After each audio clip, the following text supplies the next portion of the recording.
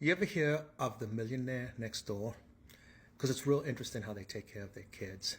And as a loan officer that helps people buy homes, sometimes I realize that there's trust income. When I get into the stories, it's always interesting. But what I hear is things like, well, mom and dad, they had a house that was worth $1.5 million. They bought it many years before, and it just appreciated. And that was its worth when they passed away. And they bought a lake house or a beach house that maybe was worth $1 million in the end. And the first house they ever bought, they kept, and that was worth $500,000.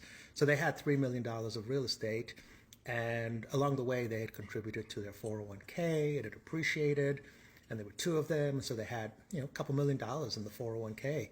And in addition to that, they had some other assets, some stocks, maybe an insurance policy, maybe another couple $1 million. So when they finally passed away, their estate was worth, say, $7 million. And they didn't want to turn over the $7 million to their kids. So what they did was they put it into a trust, and that's invested very conservatively, 5-6%.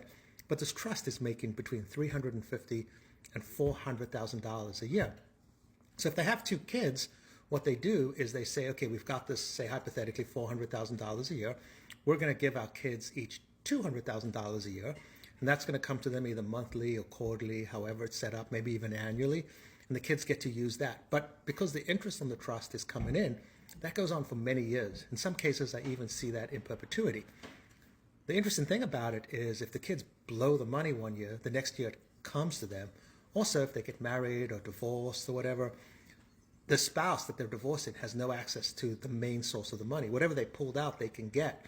But the kids are kind of set up for life, and it's from parents that weren't like real millionaires, but they were millionaires. They did real well in life, but they set their kids up in perpetuity for pretty much the rest of their lives.